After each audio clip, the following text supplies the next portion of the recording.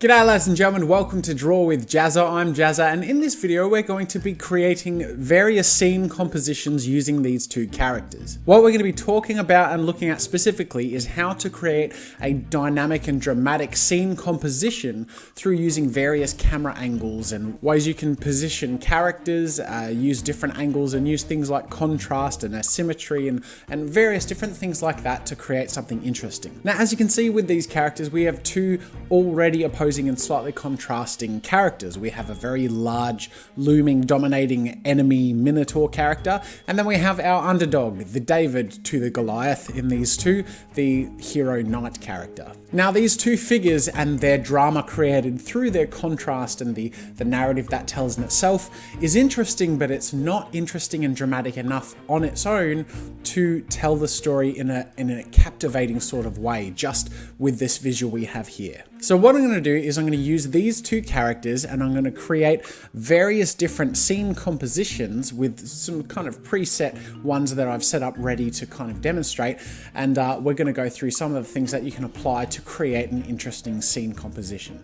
The other thing I'm going to mention is that I'm not going to immediately draw these characters in full detail. I'm actually going to draw boxes like this in the scene, and they will be essentially placement guides. So when I'm setting up my drawing, when I'm setting up my characters, first I'm going to draw the scene's ground, and then I'm going to draw these weird cube things. And this is really just to help me make sure that the position of things is good. It will help me get perspective on how the body's proportions will shape after I move angles out in more extreme ways and things like that. To begin with, our first angle is a low angle close to the ground looking up. So the first two things I've done is draw a sort of slightly bent ground floor area, just to show the extremity of the angle, almost like a wide angle lens is being used, and then draw perspective lines pulling the view up to the sky. Then you can see these two cubes are indicating the height of the characters. The smaller one is closer to us and is going to be the hero character, and then the larger one, even though it's slightly further away, is taller and larger and kind of creating this sense of a looming threat. So everything on the character and on what will be drawn as the enemy is kind of angled in an upwards fashion. So these cubes that I've initially drawn help to create a bit of a sense of how everything will be angled and where things get a bit smaller, and just a bit of a guide to proportions and things like that. This angle is really good to create a sense of an immediate threat, and it puts the viewer of this composition in the position of the person who is threatened. So because we're at or below the level of this hero character, we feel as threatened as we think he might feel, and it creates an emotion in the scene. In this next angle, we're going to be doing kind of the opposite. We're going to be looking from the perspective of the enemy, the big Minotaur character,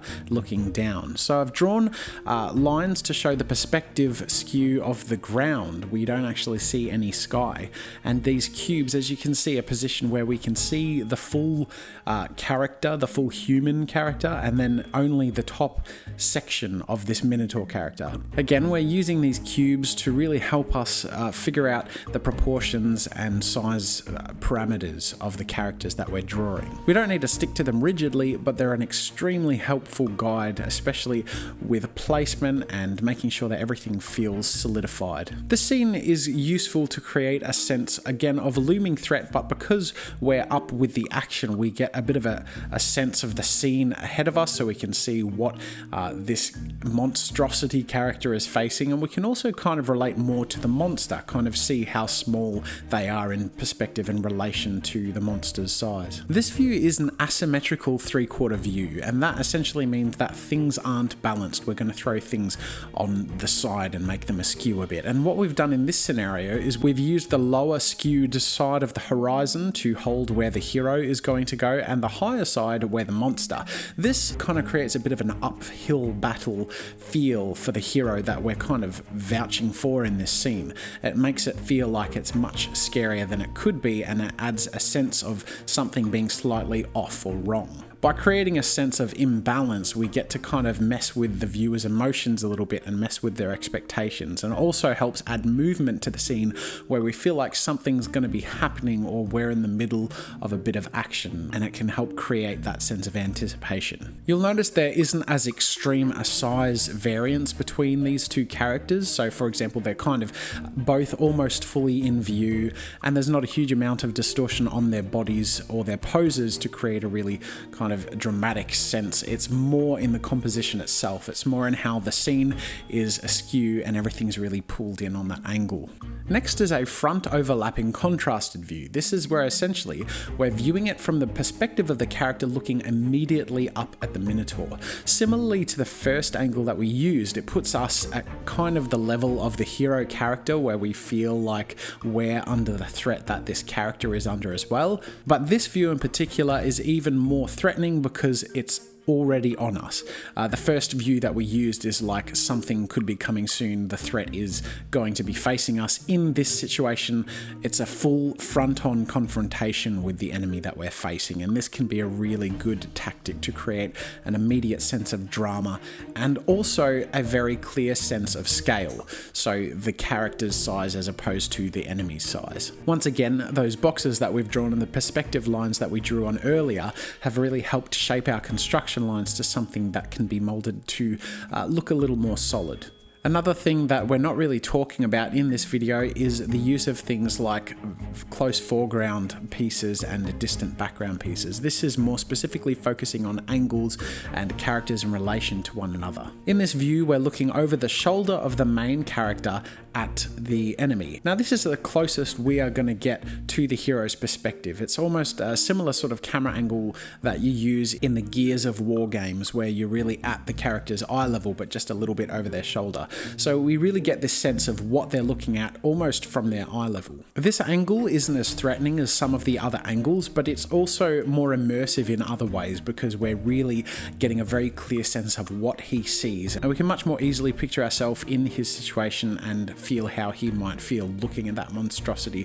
And it's a little more of a calculative view. It's a little more of a, well, there is the problem right in front of us, how do we face this? And it's also good because we have a good contrast between the size of the main character and the size of the monster, but you also get a sense that the monster is much larger.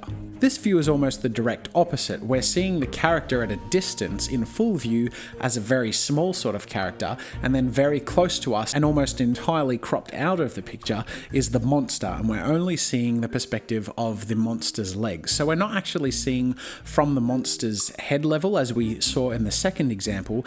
In this situation, the message that's being conveyed is that what we're facing is so big we can't even fit it in. It's just like we can fit the foot and part of the hand, and it creates this monstrous feel. And then the other cool thing about this angle is the fact that what you don't see affects how you feel as well. So if we can in a clear and effective way portray the monster as threatening through their silhouette of just simply their leg and hand, how scary must they be in the bits of them that we don't see? And then finally, one thing I want to add is one of the things you can do to every single one of these examples is to create a sense of contrast in lights and darks between the two characters, to both separate them visually and also create an immediate cue as to where the viewer should focus their attention. So by colouring one of the two figures much darker than the other, often the one in the foreground is the darker one, and then we can kind of put our attention into what is being looked at in the distance. But the point of using this contrast light to dark is to really help the viewer see what the focus of this scene is. It really immediately directs the eye into what is the point of perspective. So there you go, ladies and gentlemen, this is the finished result of our exercise, producing 6 different dramatic angles depicting these two characters. And as you can see, even switching between this pretty straight on flat view of the two characters and then showing these, you can see that you can produce really different feels. Things that feel threatening, things that pull you in on the action or draw your eye in a different way. I hope this video has been interesting and useful to you. If you want to check out the resource files for this tutorial, you can check out the Photoshop file or the PDF that I produced from it, or the JPEGs, by clicking the link in the description. Otherwise, thank you for joining me, and until next time, I'll see you later. Thanks for watching. If you enjoyed this video, subscribe to my channel to see new content every week. Check out more of my stuff by clicking the annotations over there. You can get the reference files for this tutorial by clicking the link in the description, and if you want the reference files for all the tutorials I've ever made, check out the tutorial archive. If you're looking for a great place to collaborate, explore, or share your own content, head over to newgrounds.com. That's it for now, and until next time, see you later.